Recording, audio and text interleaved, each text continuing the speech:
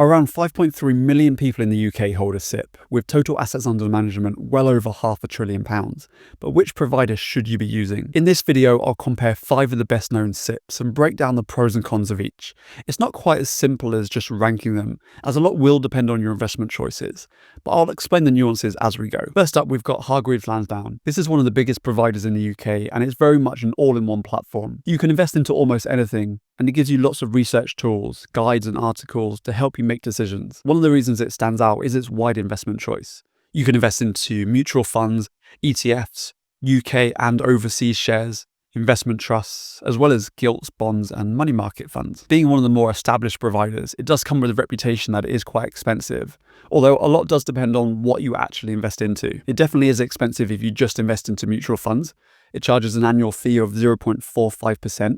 on the first 250,000, and then it tiers down from there. But if you invest in things like shares and ETFs, then there is actually a cap. It does start at 0.45%, but this is capped at £200 per year. In terms of dealing charges, if you invest into mutual funds, then there is no dealing charge. But if you invest into things like shares and ETFs, then they do charge you per deal, £11.95 for the first 9 deals per month. It does tier down from there if you make more trades. But to be honest, being a SIPP, you're unlikely to make more than 9 trades per month on a regular basis. They do also charge an FX fee for buying shares overseas. This is 1% for the first £5,000 of the trade, and then it tiers down from there. One of its biggest pros has to be its flexibility. You're not limited to investing into a specific asset class. You can have a range of different products, both in the UK and overseas. Of course, that's not going to be for everyone, and based on the tiers and the caps, it does favour the larger investor. So the more money you have with Hargreaves Lansdown, generally the better fee that you're going to get. If you're investing quite small amounts, especially not in the UK, you'll have the £12 dealing charge, and you can almost double that because this is done on both buying and selling. And then also you'll have a 1% FX fee. So in some cases, it may even take you up to a year to earn back those fees. You are essentially paying for a premium experience. It's not just the wide flexibility, but it's also the tools and the guidance that they provide. You're not simply going to the platform just to execute. You can actually learn and decide while you're on the platform. But it does mean if your plan is to simply hold just a couple of ETFs, this is probably not the provider for you. Next up, we've got AJ Bell. You could see them as a slightly cheaper alternative to Hargreaves Lansdown. They've got a huge investment range with the standard offerings like funds, shares, investment trusts, and ETFs. And they also have international dealing across 24 markets. They have a similar charging structure where they split out mutual funds from everything else. If you're just investing into funds, they charge an annual fee of 0.25% on the first 250,000. And then it tiers down from there, 0.1% on the next 250,000. But then after that, there's no extra charge there onwards. If you're just investing into shares or ETFs, then they also have a cap that starts at 0.25%, but they cap this at £10 per month or £120 per year. In terms of dealing charges, unlike Hargreaves Lansdown, they do charge for fund dealing, although it's only £1.50. But for shares dealing, it is cheaper at £5 per trade. Again, they also charge an FX fee on international dealing. This is 0.75% for the first 10,000, and then it tiers down to 0.25% after that. So similar to Hargreaves Lansdown, because it's got caps and tiers, it does favour the larger investor. But compared like for like, it is going to be cheaper. You could see AJ Bell as the balance pick, where it might not have as many premium features as Hargreaves Lansdown, although it still does have a lot of guides and resources. But it is definitely going to be cheaper. Next up, we've got another big name in Fidelity. While still having a big offering, they haven't got the same range as the first two. The key difference is that you haven't got access to international shares within a SIPP with Fidelity. They have an ever so slightly different charging structure, although they still split out mutual funds to everything else. For most people, if you invest into just funds and have a value between 25 and 250,000, they're going to charge an annual fee of 0.35%. But again, if you just invest into shares or ETFs, it's still going to be 0.35%, but it's capped at £7.50 per month or £90 per year. Dealing fees are pretty straightforward. They charge no fees for mutual funds, but for share dealing, ETFs, etc., they charge a flat fee of £7.50. Remember, that's each way, so that's on buying and selling. However, they also do have what I think is quite an annoying charge.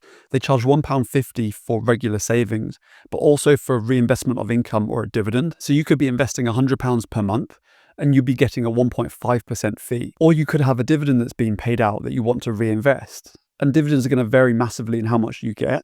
But depending on how many shares you have, you might have quite a small holding. And if they pay out quite a small dividend, it could just be like £10. But if you're then getting a £1.50 fee, That's a massive percentage. This is one area where Hargreaves Lansdown do actually win because they have no fees on regular investing or dividend reinvestment. There's no FX fees to discuss because they don't offer any international dealing. They do offer it if you invest into an ISA with them, but not within their SIPP. A big positive that I think Fidelity do have, and you see this a lot in reviews, is the user experience. I think their app and their website is really easy to navigate, especially compared to something like Hargreaves Lansdown. I do find them a little bit clunky and almost there's too much data there and it can be a little bit messy. Really, it depends how much you use the platform. If it's something like a SIPP that you're not really touching, then you might not even use the platform or app that much. But it depends how active you're actually going to be. The main limitation really with Fidelity is that international dealing. It doesn't mean you can't get exposure to international shares because you can still invest into things like ETFs.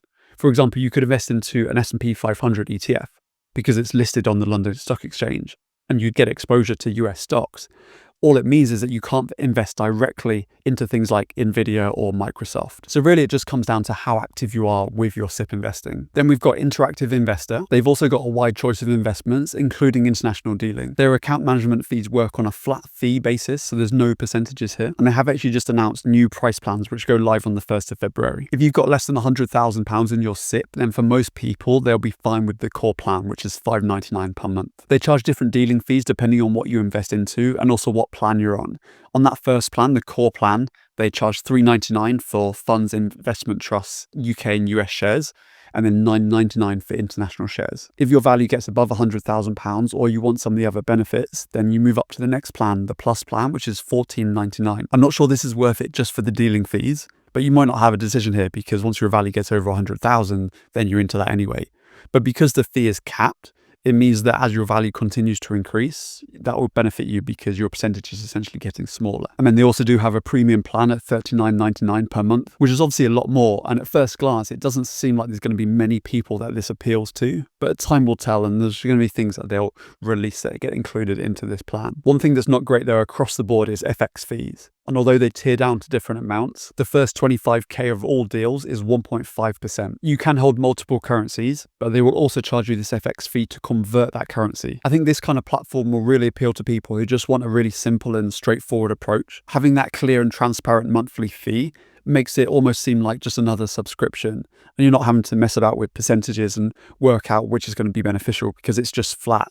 And obviously, as your account value increases, you're going to benefit because the account fee is not scaling with your account value. There is that tick up once your value gets over 100,000.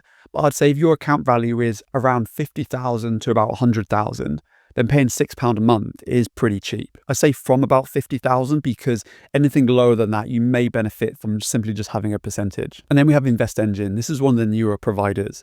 It's an ETF only SIPP. That means you can't invest into any shares, investment trusts or mutual funds. But the main differentiator for Invest Engine is if you invest into a DIY SIPP, there's no account management fees. They do have some managed portfolios, so if you're not quite sure what to invest into or you don't want to make that decision yourself, you can just follow what they recommend. And for this, they charge a 0.25% annual management fee. Another differentiator with Invest Engine is that they allow fractional dealing. With all of the others, you have to buy whole shares of those ETFs as well as shares, although that's not applicable with Invest Engine. But with their ETFs, you can buy a small fraction of that ETF. That's really beneficial, especially for smaller investors. If you're investing a small amount, the share price for that ETF could be £100, for example. If you've got £150 to invest, with all the other platforms, you'd only be able to buy one share. But with Invest Engine, because you can buy fractionally, you can invest that full amount. It's also better for reinvestments. So when you get any income that you want to reinvest, if it's really small amount of dividend income, for example, you don't have to wait for that to hit the amount of the share price of the ETF. It can just get invested straight away. Just having ETFs can feel like a limitation, and it is for certain investors.